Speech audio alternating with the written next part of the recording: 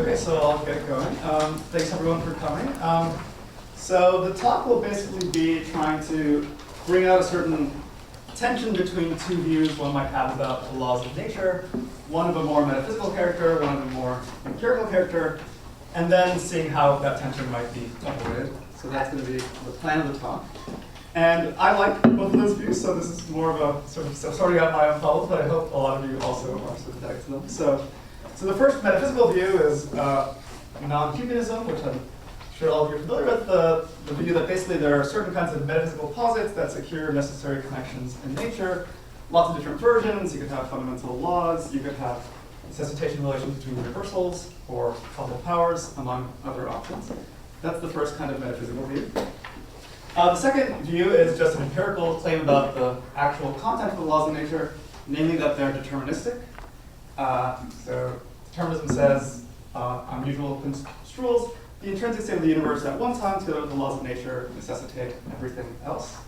Now, of course, we don't know what the actual laws are deterministic. There's different interpretations of quantum mechanics. I was sort of happy to discover that if you look at field papers, only 17% of philosophers like sort of collapse-based interpretations of quantum mechanics, which is sort of the main way to get determinism. So I like the fact that most philosophers like deterministic interpretations of quantum mechanics because those seem to me to be the better options, but I won't be arguing for that here. I'm just going to be working under the assumption that determinism is at least a live empirical possibility and seeing what the consequences are of that. Okay, so those are the two views on the table. And before I get going with the tension, I want to I actually think the tension is something that metaphysicians have discussed in other kinds of contexts, in other kinds of debates. So I first want to sort of generally go through that kind of metaphysical debate before going back to our concern. So here's a quote by Marco Dies where he characterizes the notion of metaphysical redundancy. So he says, when God created the world, we might imagine he didn't do unnecessary work. The fundamental facts should plausibly form a minimal supervenience space so that everything supervenes on the fundamental facts, but not on any proper subset. If the fundamental facts fail to form a minimal supervenience space, then some of them wouldn't be needed to characterize the world. I'll say that facts like this are metaphysically redundant. So that's the quote, what it takes for some facts to be metaphysically redundant. So I just want to go briefly through some sort of toy cases of places where the facts might be metaphysically redundant. And intuitively, there seems something off about these kinds of cases. So here's one example. So suppose you're a consequentialist about morality, and you think there are two kinds of fundamental moral facts. You think there are fundamental facts about value, which states of affairs are more valuable than others. But you also think there are fundamental facts about what you should do in various situations. But nonetheless, because you're a consequentialist, you think you can sort of derive one of these from the other. Once you have the facts about value, that fixes what you should do. You should do whatever maximizes value. So intuitively, that's a sort of bad view. You shouldn't think there are both fundamental facts about value and fundamental facts about what you should do if you can just derive one from the other. It'd be better just to do with one kind of fact. So maybe you just have fundamental value facts, but not also fundamental facts about what you should do. That's an example of a kind of redundant view. Here's another toy case that Ted Sider discusses in his book, Writing the Book of the World. Suppose facts about which times are earlier than which others are fundamental facts. And also suppose that facts about which times are later than which others are fundamental facts. And moreover, suppose that these are distinct kinds of fundamental facts. So God decreed which times are earlier, and then after he decreed all those, he went further and decreed which ones are later. That seems kind of bad, because why did God decree both kinds of facts? Thankfully, there's some plausible ways out. So you could just think, look, these facts are just described in different ways, but they're ultimately the same kind of facts. So you could identify facts about which times are earlier than which others with which times are later than which others. So Kit Fine has developed a certain kind of view about that regarding asymmetric relations. Or you could think that the only fundamental facts in the vicinity are facts about temporal distance that are symmetric. And then you use those symmetric temporal distance facts together with entropy to ground facts about later and earlier. Well, you don't have these two distinct categories of fundamental facts, which times are earlier, which times are later. That's another kind of example of metaphysical redundancy and how one might avoid it. So given some of these examples, you might ask, why should we try to avoid redundancy? And I don't think we need to. I think the world might just turn out to be redundant, but I think One general reason is just parsimony consideration. So both in the consequentialist case and in the time case, instead of having two kinds of categories of fundamental facts, you could reduce them to one category, either by reducing one of them to the other, or grounding both in a common source, or identifying them. So there might just be parsimony considerations to get rid of redundancy. There's also sort of more amorphous kind of consideration that you might find compelling, that if there are necessary connections between fundamental facts, where neither sort of metaphysically explains or grounds the other, there seems something bad about that, because in some sense, God decreed both kinds of facts independently. But in another sense, once God decreed one kind, you just had no choice about the other kind. So in one sense, these are sort of independent fundamental facts, but in another sense, they constrain each other. You might think the fundamental facts are not like that. So those are sort of intuitive motivations. One last example of redundancy. So this is an example that Ted Sider faces for his own view. So Ted has a view where there are certain fundamental notions that carve nature at its joints. And a fundamental fact is just any fact that is statable using those fundamental notions. And Ted Sider thinks that logical notions are fundamental, the notions of first-order classical logic. But there's this dilemma that he gets into, because if you think all of the logical connectives are fundamental and or not, if then, etc., then you have redundancy, because you don't need all of those. You can just get by with and or not. But if you just take a privileged subset, that seems arbitrary, like why privilege and over or, that seems really bad. And so there's this dilemma between redundancy and arbitrariness. And I think in that case, Ted Sider goes for redundancy rather than arbitrarily picking some. But that's just an example of a view where you might just swallow redundancy if there's no good independent way to get rid of it. And so the overall response here is just that it might just be that the world is redundant and or arbitrary. Maybe that's just the way the world is, but I think it'd be better if we could try to avoid it if we can. And so the rest of the talk will be trying to do that. So the way this dilemma happens with the non-human determinism is, determinist is very straightforward. If you think all the times are equally fundamental, God decreed each time independently, then we have redundancy, because God only had to decree the intrinsic state of a single time and the laws, and then God was done. That completely fixed the state of the whole universe. But if they were all equally fundamental, then God didn't stop. God kept on going and decreed each of the infinitely many times when he didn't have to, he could have just stopped at the first time in the laws. And note that you crucially need non-humanism to get this going, because you need that the laws themselves were decreed as fundamental facts. If you're a Humean, you just think the laws are grounded in the Mosaic, then there's no problem at all, because God decreed each space-time point and the perfectly natural properties that it has, and all of those, none of them are redundant. So this isn't a problem for the Humean, but it is a problem for the non-Humean. And you might, initially think, okay, just think that one time and the laws are fundamental. But obviously that seems kind of arbitrary. Why pick one time? That seems pretty random. And so we have this dilemma between redundancy and arbitrariness. And it might be that this is just unavoidable for the non-Humean, but I think it's not. I think there's actually several different ways one can try to avoid it. And so the rest of the talk will be looking at these several different ways one might try to avoid it. The different ways get increasingly speculative and increasingly sort of different from standard kinds of views. Start off with certain minor changes, and then you go to more major and more major changes. But we'll see if any of them are compelling. Okay, so the first option is to have a different understanding of fundamentality in the first place. And so this is a view that Karen Bennett has defended in her work for totally independent reasons. So she thinks that metaphysics shouldn't be defining fundamentality in terms of exclusively grounding, that the fundamental is just what's ungrounded. She thinks that there's lots of different explanatory relations out there, and the right sort of theoretical role that fundamentality should be playing in our metaphysics is something like the fundamental facts are the explanatorily basic kinds of facts.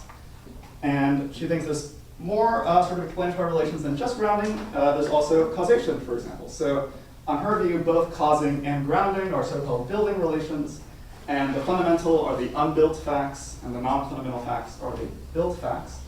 And so on this kind of conception of fundamentality, there's a very natural response, to say that, look, there is a unique time that's fundamental, namely the initial time, and everything can be explained from that. So what God did when God made the world is just make the initial time and the laws, and then God stopped. God didn't keep on going. And yeah, so I think that's a cool application of Bennett's view that she's argued on independent grounds, but I'm not super persuaded by it, and so I'll just give some reasons why I'm not, but of course much more can be said. I think the first worry is that this kind of view relies on the empirical assumption that there is an initial time to the universe, and I think that's a pretty implausible assumption, because actually it's not even clear whether we've ever had a physical theory that has that feature. So even in sort of Big Bang cosmological models with a finite past, it's controversial whether that really has an exact initial time, or rather whether times get closer and closer to a sort of initial singularity that's characterized by these kinds of infinitary quantities that we shouldn't be regarding as physically real. So even in models with finite pasts, it's unclear whether those should be interpreted as having an exact initial time. So that's a worry for this kind of account. A second worry is that, sure, this account gets that the fundamental facts in Bennett's sense are non-redundant, but it still gets that the fundamental star facts are redundant, the not grounded facts. And actually all the other accounts that we'll look at avoid that kind of redundancy. So that might be a reason to go for the other kinds of accounts that we'll look at. The third worry is that Bennett's account, and this is already in the literature, that Bennett's account seems to imply that indeterministic causation is impossible. And the reason for that is if you have the sort of standard view that all the facts should supervene on the fundamental facts, and you have Karen Bennett's view, then if you have indeterministic causation, then the effects of a cause will not supervene on the cause. Just if you have the cause, you're not going to get the effect. So you would violate the condition that everything supervenes on the fundamental. So if you have that, Bennett's account implies that deterministic causation is impossible, which you might think it is. So those are some worries for Bennett's account. But now let's look at other accounts that don't mess with the notion of fundamentality. So the second option is to say that the uniquely fundamental time is not the initial time, but it's the present time. So this kind of view is totally implausible if you're an eternalist. So if you're an eternalist who thinks there's a four-dimensional block, all times are equally real, equally fundamental, then of course you're not going to like this kind of view. But I think there is a sort of independently motivated version of presentism that gets you exactly this view, that what God needed to do when God made the world is just make the present time and the laws. So flip the page. This is a view that Dalhousie has defended, which we can call gnomic presentism. So gnomic presentism is the view that for any tensed fact P, so for any fact about what was the case or what will be the case, that fact is true if and only if and because it is metaphysically necessitated by the laws of nature and the intrinsic state of the present. So in this version of presentism, you have that there are only presently existing things. And insofar as there are facts about what will happen or what did happen, those facts are grounded in terms of the present and the laws. So on Ned's view, if it's true that the moon was around 5 minutes ago, that's only true in virtue of the fact that the present is the way it is, and the laws are the way it is. Note that you need this sort of idiosyncratic version of presentism to get rid of redundancy, because a lot of other versions of presentism have fundamental facts about what is the case, as well as fundamental facts about what was the case and what will be the case, and then you get redundancy all the same. So if there are fundamental facts about what is, what was, and what will be, and there you have non-Humean laws, you'll get redundancy, because the present and the laws already give you what was and what will be. Crucially, you need this view that facts about what was the case and what will be the case are grounded in the present and the laws, because without that, you still get redundancy. And Ned has defended this view in the context of the truth maker objection to presentism, of trying to supply truth makers for facts about the past and the future. But in any case, I think it's a cool feature of this view that it is a non-Humean view that gets rid of redundancy and also seems to get rid of arbitrariness. The thought is that, yeah, the fundamental facts are just the present and the laws, and they're sort of, yeah, strictly sort of more parsimonious than normal kinds of views. So normal kinds of views think that all the facts are fundamental, all the times are fundamental together with the laws.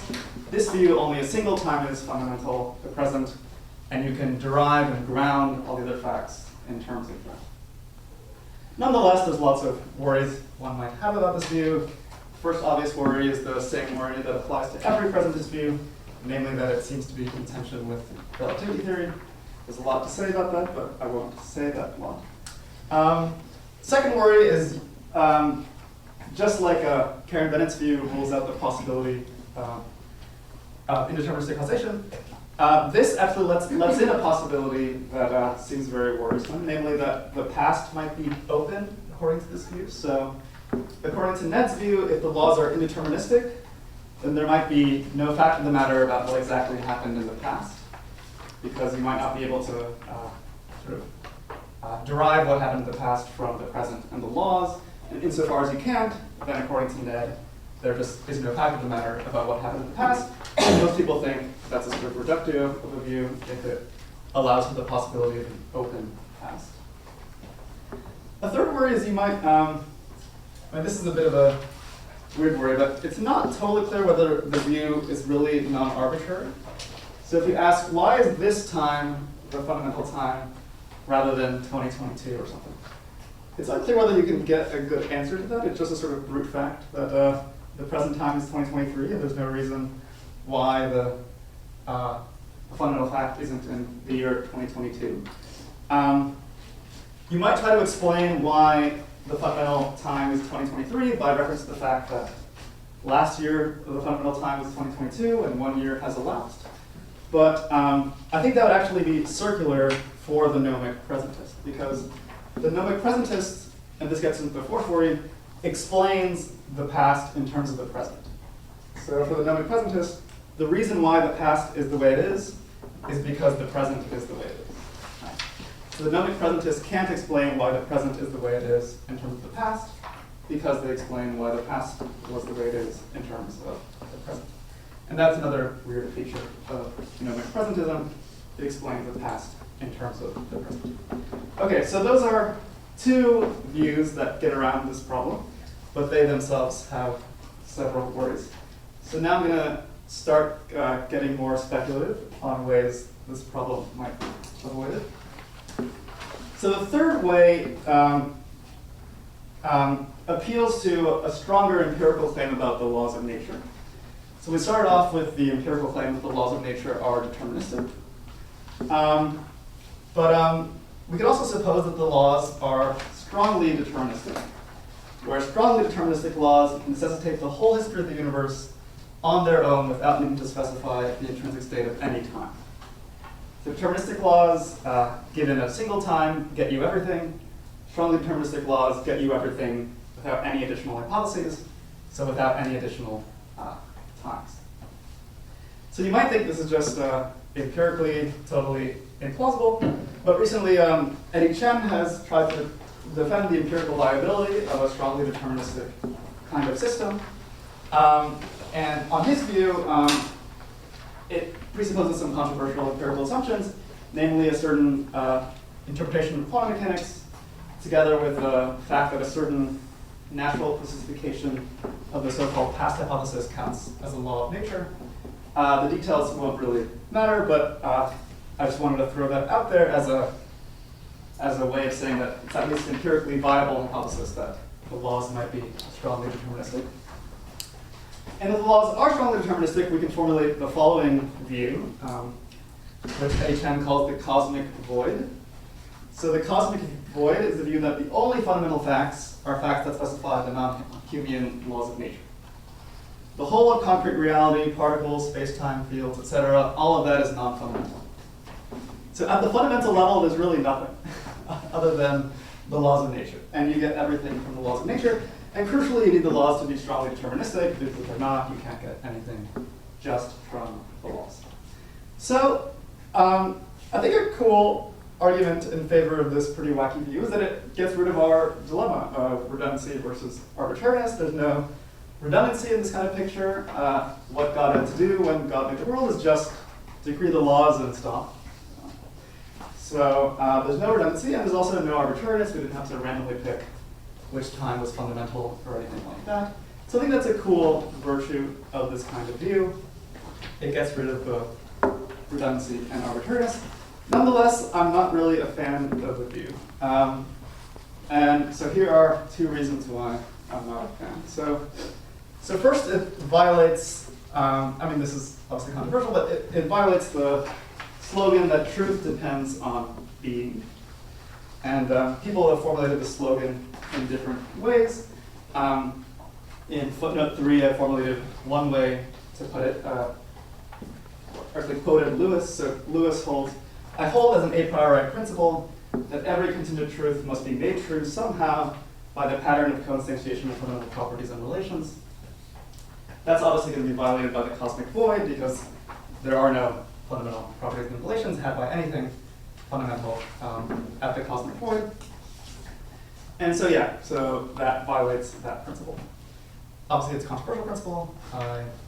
So, some non-human views on their own seem to violate it. So some primitivist views about laws violate such a principle, but other non-Humean views, like causal powers views and sort of Armstrongian relations views, don't violate it because they base the laws in terms of properties and relations. Anyways, that's one problem with it. Another problem is that it seems to violate Ted Sider's principle of purity. So purity is the view that fundamental facts only involve fundamental notions. So there aren't any fundamental facts about water bottles or McDonald's or anything like that. All such facts have to be grounded in facts about things like particles and space-time points and fields and laws and this kind of stuff. But the worry is that if we like purity, then it's hard to know what to even put into the strongly deterministic law. So the strongly deterministic law will say something like, it is a law that, and then we're not allowed to really mention anything because there's no fundamental entities at all. And so we can't talk about particles or points of space-time or anything like that because there are no fundamental particles or points of space-time, etc. And so it seems like there's going to be a tension between this kind of cosmic void hypothesis and purity. Okay, so those are all hypotheses I ultimately think have problems with it. I ultimately want, so this last hypothesis is the one that I like the most, but it's also incredibly wildly speculative.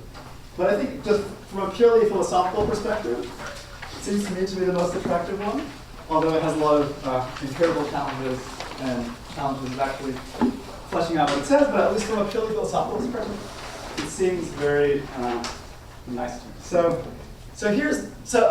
let me say some general things.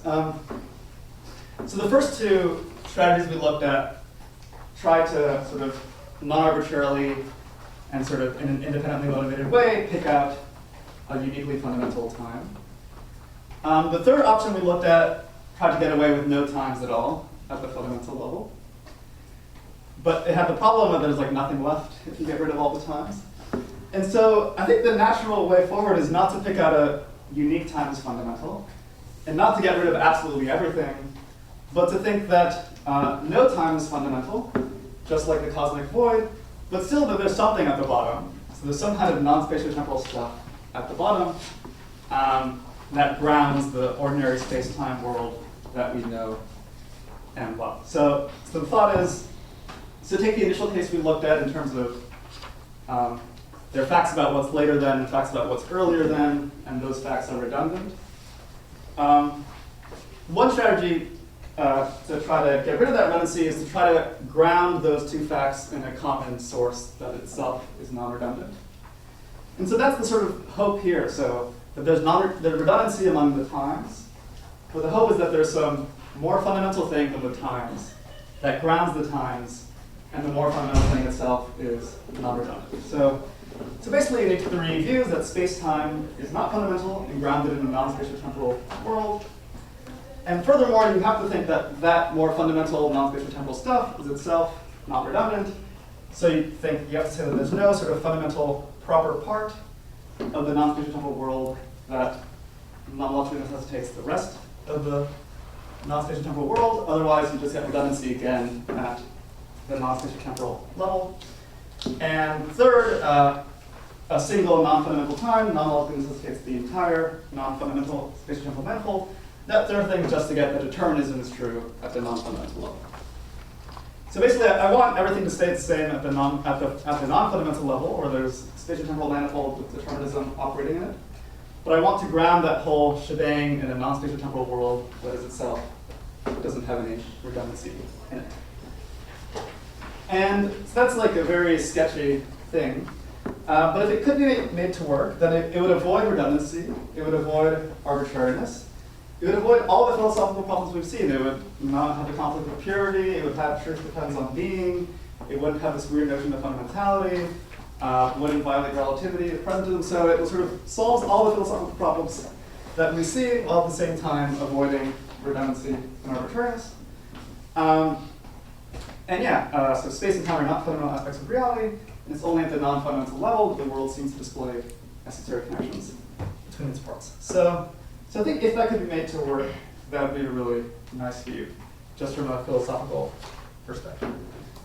So let me, I got 26 minutes, maybe 5 minutes left.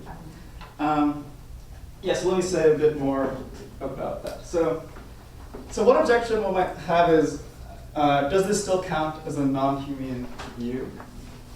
And there's different ways to go on this question. So one way to go is, the more sort of conservative, straightforward way to go is to think, yeah, you can still have a non-Humean view with a fundamental non-spatiotemporal ontology. You just have to divorce non-Humean commitments from this sort of idea of temporal evolution. So if you think it's sort of definitive of the non-Humean view, that it's about the temporal evolution of the universe, then yeah, it doesn't count as a non-Humean view.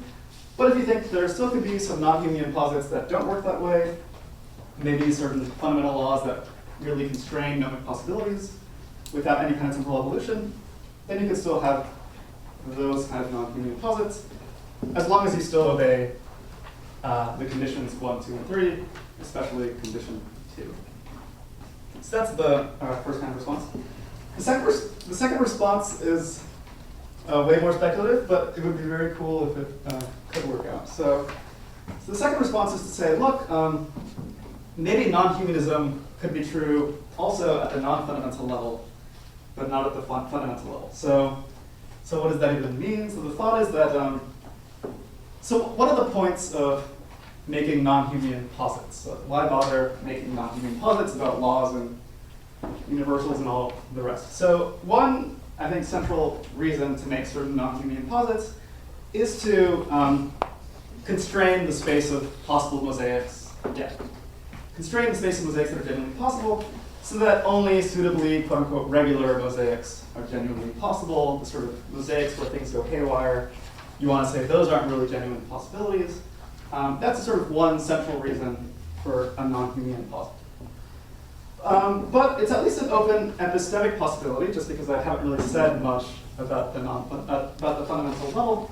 It's an open epistemic possibility that the only mosaics that the fundamental non-spatiotemporal world is capable of grounding are suitably regular. So I haven't said really much at all about what the fundamental non-spatiotemporal world is like, or how it manages to ground space-time mosaics. But it would be really nice if, once we had that story, it could only ground ones that are suitably regular. And one reason to think this isn't totally crazy is that I think it's often the case that when one physical theory is replaced by a more fundamental physical theory, possibilities that are possibilities according to the emergent theory turn out no longer to be genuine possibilities according to the more fundamental physical theory. So for example, take Newtonian mechanics and how it was replaced by special relativity. So in a certain sort of limit, you can get Newtonian possibilities from special relativity possibilities. But certain possibilities that, from the perspective of Newtonian mechanics, are genuine, namely ones where particles go arbitrarily fast relative to one another, are no longer possibilities relative to special relativity. So oftentimes when we go from one theory to a more fundamental theory, the space of possibilities gets carved up differently. And we want certain kinds of possibilities, like the actual possibility, to count as a more fundamental possibility. But yeah, oftentimes the space of possibilities gets carved up differently. And so it's at least an open epistemic possibility that maybe once we understood more about how this non-spatiotemporal world worked, we could see that it wasn't capable of grounding any arbitrary Humean mosaic. And if that was true, that would be amazing because we'd have a sort of, we'd avoid all the sort of spooky non-Humean posits that Humeans don't like, but at the same time getting the non-Humean zero. Okay, so very quickly, the last two things. So two other words about this is, like you might think this is sort of totally ad hoc, and is there any independent reason to like this? So I think it's a very cool fact that if you look throughout the history of philosophy, lots of people have had very similar views. So take Kant. So Kant thought that fundamental reality was in itself non-spatiotemporal. Now, one interpretation, Kant specifically thought that determinism only holds in the world of space-time, but not in the world in and of itself. And this is apparently how he reconciled free will with determinism. He thought that there was this deeper noumenal world where determinism didn't hold. And so basically, this view is exactly Kant's view, where Kant thought there was this non-spatiotemporal world where determinism doesn't hold. I think Schopenhauer thought something very similar. So Schopenhauer agreed with Kant that space and time were non-fundamental, and he also thought that whatever the fundamental stuff is has to be monistic in a certain way, because he thought that the only way you get plurality is through diversity in spatiotemporal relations, but without spatiotemporal relations, the world has to be this unified substance. And if you have that, then if you sort of trivially get the second condition, that no proper part necessitates the rest. So I think Schopenhauer might have liked something like this. And I think other traditions in Indian philosophy have liked something like this. And lastly, scientific backing. I think lots of people have thought that quantum gravity might tell us that space-time is emergent and not fundamental, and so that might be a way to go. And so insofar as there's lots of different quantum gravity proposals, maybe non-Humeans have reasons to pursue ones that satisfy those three conditions. That's it.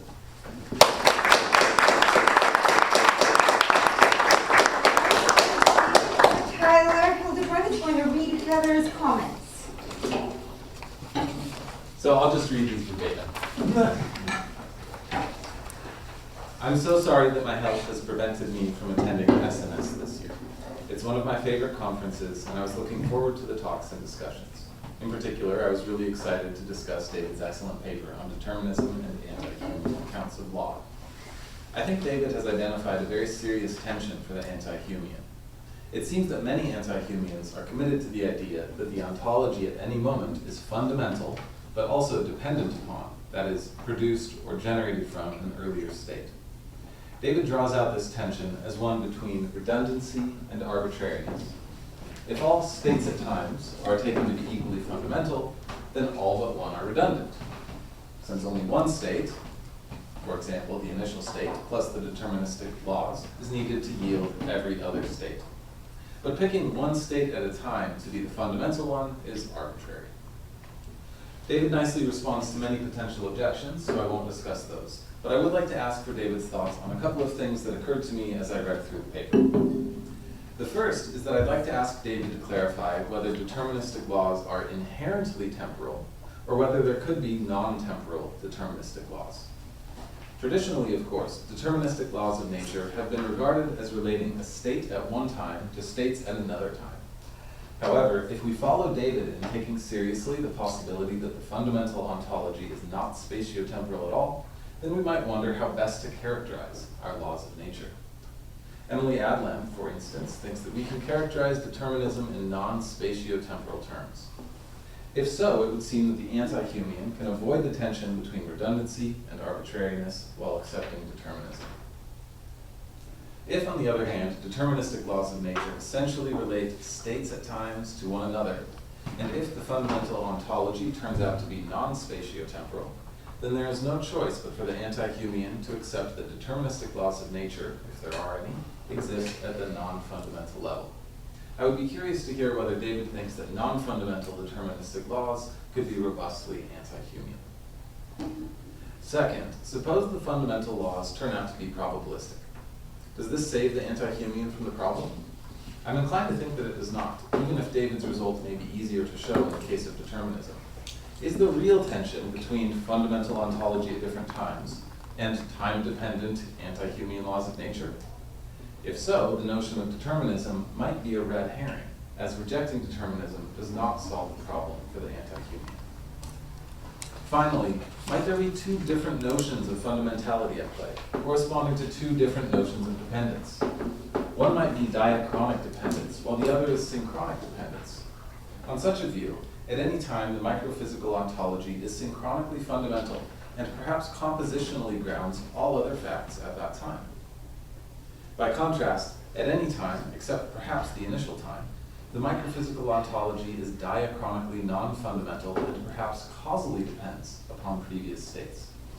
If these are truly different kinds of dependence relations, perhaps it's okay that they differ about what is fundamental. So, does David's argument rely on there being only one privileged notion of fundamentality? Or that different notions of fundamentality would be transitive? Again, thank you, David, for sharing this fun paper. I really enjoyed it.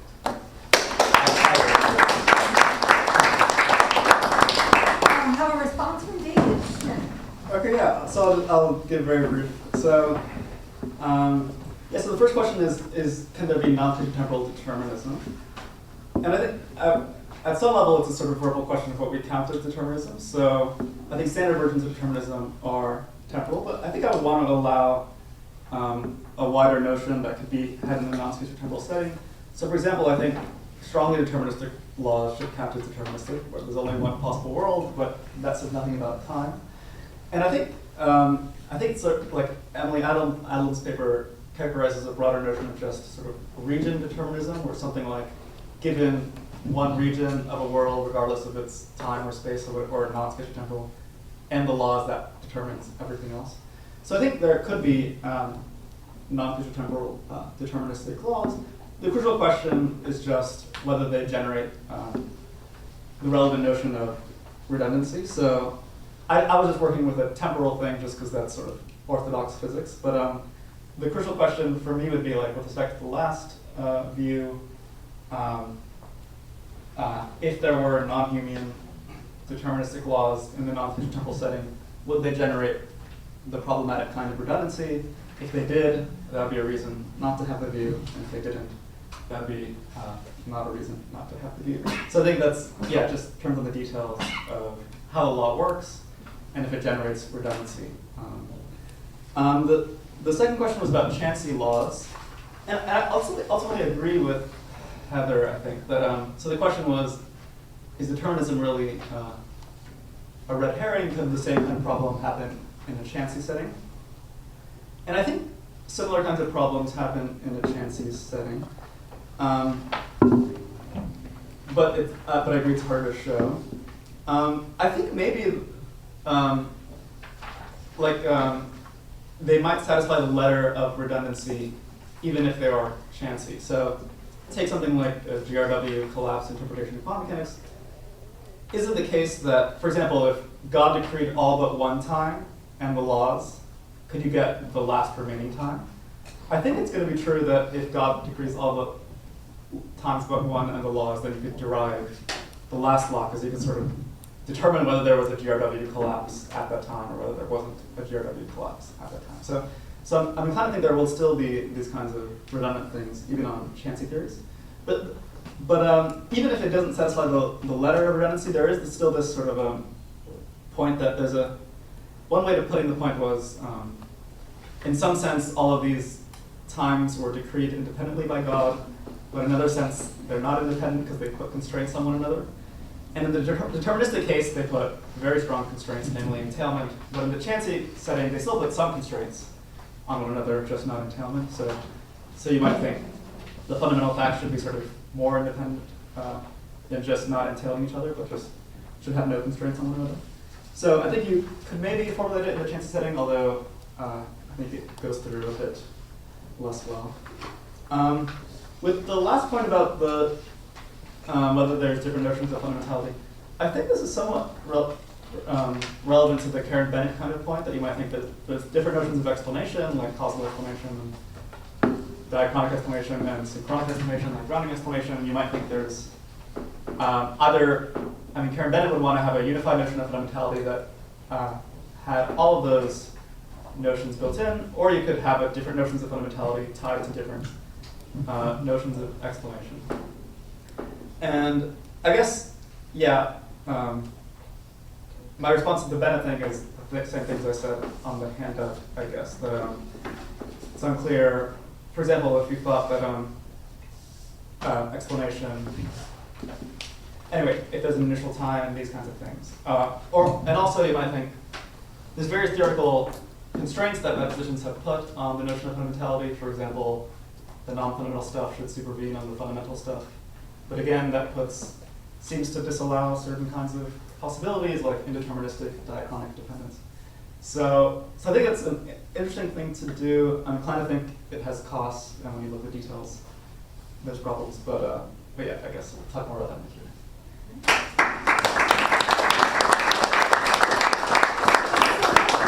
Less than 20 minutes for Q&A, so please keep your hands up. And, Oleg? Yeah, thank you. I was wondering whether you could say a little bit more about the redundancy worry for the atheists. And so we can, so there's a lot of it. I think a lot of mileage on asking how many different acts of creation God had to perform. And if you think about here we are, we live in a deterministic world. God does not exist. So I don't have to answer any questions about when exactly he decided what things. So we have this sequence of states, each of them giving away the law, completely determines all the other ones. It's not clear to me in what sense that really is redundancy of a warring type. I mean, I got the point with having a theory that has both deontic facts and value facts, and I'm as a theorist, I'm overdoing it. But I don't see the same. Well, here you have these objects, they have velocities and locations, and each momentaneous state completely determines all the other ones. There's no redundancy in my physics. Or my metaphysics, as you see. So it depends if you mean by redundancy. If redundancy, you mean there's no minimal supervenience space, then there will be redundancy. But you might just think that's not a relevant notion of redundancy. Anyway, but I guess my point would be, I want to go through some of the examples that I've looked at, like the value of deontic facts, the temporal facts, maybe the logic case. So those are good examples. I'm not quite sure that when you then go to good. Yeah, so the crucial question is like, what is bad about, there's intuitively something bad about those examples. And the crucial question is, what is bad about those examples, and is the same badness present here? And I guess one natural thing to say, what's bad about those, is what I did say, of they're redundant in the sense that I characterize them, in the sense that there's no minimal, the fundamental facts don't form a minimal supervenience space. You can derive some of the facts from others, and so why have both of them? Then I also try to give some, like take the gnomic presentism, for example. So the gnomic presentism, they literally just have fewer fundamental facts than normal people. They just have the present and the laws, and they just get rid of all the rest. Just like in the consequentialist case, you get rid of the geometry facts, and in the temporal case, you might identify them or whatever. But I think that's the kind of case where, yeah, I just purely from parsimonic considerations, I think that is better than the other ones. And yeah, so anyway, I just want to say what's problematic about the examples, and if it's not what I said, what is. Yeah. Sam? Yeah, just thinking about the theories of quantum gravity and how they might interact with 2 and 3, I'm a little bit worried that some of that work might challenge both of those. So in the case of 2, it looks like in some of these theories you have like dynamical evolution that it's not time, they say, but you start with a state and you dynamically evolve things into some other state. It looks like the kind of thing that you have with dynamical evolution in time. And also with 3, some of these pictures look like you have the emergence of space-time being like maybe non-logically necessitated from some underlying non-spatiotemporal state. So yeah, I'm just wondering what happens if the sorts of things that you're saying 2 and 3 are kind of hostage to the fortunes of quantum gravity. Yeah, I basically totally agree with that. I think 2 and 3 are very tough constraints to build in. And yeah, I'm not enough of the experts on all the different quantum gravity things to say. I totally agree with you that a lot of them are going to be, like in the Fuller paper, we define a sort of, like, you might think a lot of the quantum gravity things are quasi-temporal in the sense that non-fundamental times have like corresponding something time-ish, and just as you can sort of, there's a bunch of times at the non-fundamental level, there's going to be a bunch of quasi-times, there's going to be no connection between those quasi-times. And I think I agree that that's going to be bad. So I think, yeah, it's not at all clear that every view with, clear that the negation is clear, that merely from having emergent space-time doesn't get you out of the problem. Yeah, I guess part of me thinks maybe some kind of quantum monism kind of thing, of some non-spatiotemporal. So like Sean Carroll thinks like the world is just a vector in Hilbert space, and you derive absolutely all of space and time from there and stuff. And that would be maybe a kind of view where there's no like proper parts of that that are redundant in a certain kind of way. So yeah, basically I disagree with your point. Alyssa? Oh, good. Maybe I'll just keep on this same thing. Yeah, and so I mean, this is kind of what you just said. Yeah. It's related to, I didn't understand what you were saying about Eddie's view. Okay. So like, on that view, like say we just have like Sean Carroll's view, I don't understand how that isn't the same as Eddie's, which is basically the same as how you're describing Karen Bennett's views. So like on the Wentaculus, you were talking about the Wentaculus, right? It was not like, okay.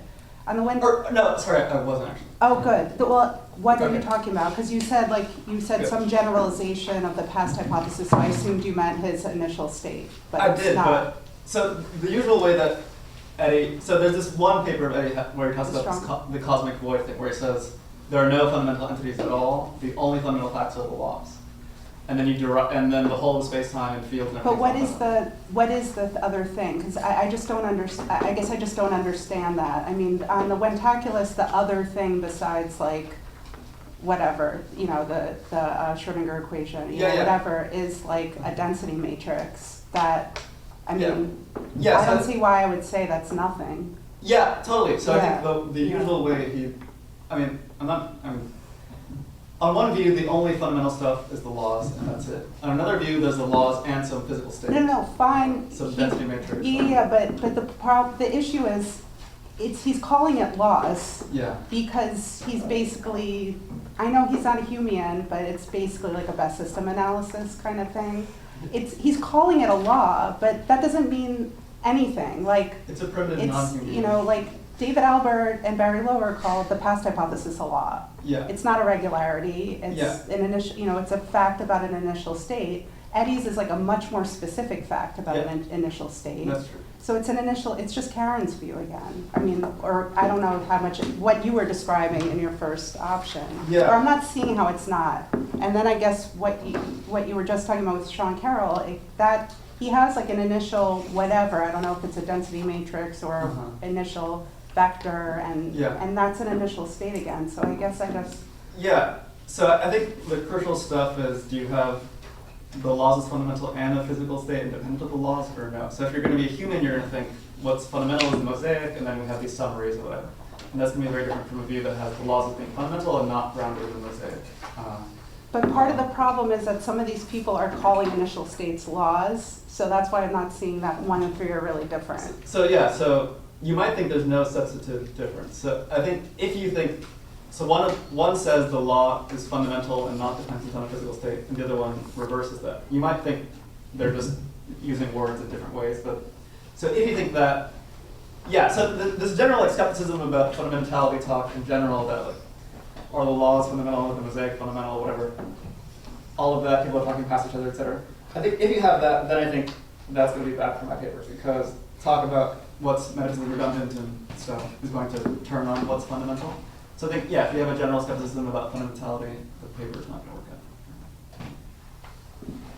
out. We better move. We have a long Yeah. hopefully you can continue that. Thanks a lot, that's great. The question of option 4, you point 3, right? The single non-fundamental time basically necessitates the entire non-fundamental space control manifold. And I was wondering whether there was not something fishy there if you have this kind of picture with 2 levels and you want to avoid redundancy. Don't you have a threat of redundancy between the emergent level and the more fundamental level, because you could have 2 different relations of necessitation competition, right? You have one instance that necessitates the other instance. Yeah. But the content of those other instances is also necessitated by the ontology of quantum gravity or your fundamental ontology, right? So Yeah. did you think about that? Or? Yeah, so the thought is, it's fine, there's going to be lots of necessary connections at the non-fundamental level. So take the time case of earlier or later then. One view was, what's fundamental are the temporal distance symmetric facts. And then what's non-fundamental are these earlier later then with symmetric and entropy. then there's going to be redundancy at the non-fundamental level of like later than implies earlier than. So there's redundancy at the non-fundamental level. But the crucial thing is to have a non-redundant fundamental base. And so that's the first point. The second point is, yeah, merely the fact that there are these redundancies at the non-fundamental level doesn't immediately get you redundancies at the fundamental level, I would have thought. So, for example, like oftentimes when you go to a non-fundamental level, you sort of abstract away from some relevant information at the fundamental level. So it's sort of a more coarse-grained description. And you might think there are these redundancies at the more coarse-grained level of description, but at the more fine-grained level of description, it's not the case that there are these fundamental entailments. So, for example, anyway, I think I'll stop there. We should talk again. Jen? Oh, hi. Hi. Thanks so much for your talk. I guess I want to kind of go back to the first pushback against the need for redundancy. So there's like a ton of redundancy in like biology, for example, right? And there it would be like kind of silly to be like, there must be some other current function for this vestigial organ because otherwise, you know, it's a redundancy in the mechanism. Like, so redundancy, I take it to be methodologically motivated in contexts where we like don't have like direct empirical data, right? And we're like speculating to some extent and want to do that in a responsible way. Okay. But I feel like we have pretty good data that there is like more than one time slice. And like I have like a variety of data starting from when I began the sentence to like, you know, at this point in the sentence. And then I have even more data now that I'm continuing the sentence. So so I don't really like, I'm not concerned with redundancy about positing a bunch of time slices, right? Like I have independent reason to posit those. So I mean the presentists might reject that data as meriting positing time slices, but they have like theoretical reasons for doing so. If I don't find those theoretical reasons compelling, then I think the data still stands. So I just like, it's actually like, I like your speculative proposal at the end, but I'm wondering if the route that you take to motivate it really does that work. Cool, yeah. So I totally agree. If you look at biology and look at what we say in census and stuff, there's going to be maybe lots of redundancy. I guess the question is, we're looking at the sort of explanatorily basic features from which you can derive all of that initial sort of Moorian data about biology and our census and stuff. So it's like the presentist will have one explanatory structure about what you said in terms of, the knowing presentist will say, there's the present time and the laws, and those ground what you said earlier and what you will say later. And so they'll have the story of the explanatory structure. And then an eternalist will say, no, those are equally fundamental slices, and there is no grounding of one in terms of the other or something. So I was thinking, we all start with this empirical data, and then we want to come up with a fundamental story of reality from which you can ground all of that empirical data. And all of them, of course, should be constrained by the empirical data, but we can give different explanatory structures for that overall empirical data, and some of them might be redundant, and some of them might not be, and maybe we have reason to pick the non-redundant ones. So for example, suppose we think there's certain moral data, and it's consistent with that moral data to think there's fundamental value facts and fundamental deontological facts about what you should do. But I think that would be a bad explanatory structure because you could have a sort of linear explanatory structure that's not redundant to get that same data. So yeah, I want to stick with all the non-fundamental facts and just look at what explanatory structures generate that data and do better to non-redundant story. I have a follow-up, but since it's a type Q, I'll follow up after. Tyler. Yeah. Oh, oh my God. Probably you. Either way. Okay. Yeah. So I'm very sympathetic to a view like this, although I do want to kind of maybe pile on a little bit of the first question again, and Jen's question as well. So hopefully this isn't redundant, but if it is, it's only so imagine we had like, we're looking at some theories in cosmology, and that we started thinking that some kind of cyclical cosmology was approximately right, and that at least at some coarse-grained level, like the universes that would follow on and preceded our own, or were sort of roughly similar to our own, and we started finding out, actually no, it looks like they're going to be exactly the same as our universe. Does this give us any reason to, does this count against such a theory? I mean, should we, or would it just be like a sort of ideological change? Like we'd say, well, it's not really cyclical, now we've discovered that they're exactly the same. You know, now we know it's not really cyclical, we can ground everything in the this unitary loop? Or, you know, how should we think about that, given these concerns about redundancy? Yeah, so something like we discovered this kind of recurrence of the same Yeah. cosmology happening over and over again. Yeah, I think, so we have that empirical data, and then there's a question of giving a fundamental story that, from which we can derive the empirical data. And I think some of those fundamental stories will be redundant. For example, if you have an eternalist block universe and all the times are equally fundamental, and you're non-Humean, then you'd have redundancy. But there's going to be lots of different ways to avoid that are compatible with that empirical data. And I was thinking, that gives us some reason to go those other ways. But yeah, all of the views would be constrained by the empirical data. Tyler for the left. Is this a cosmological argument?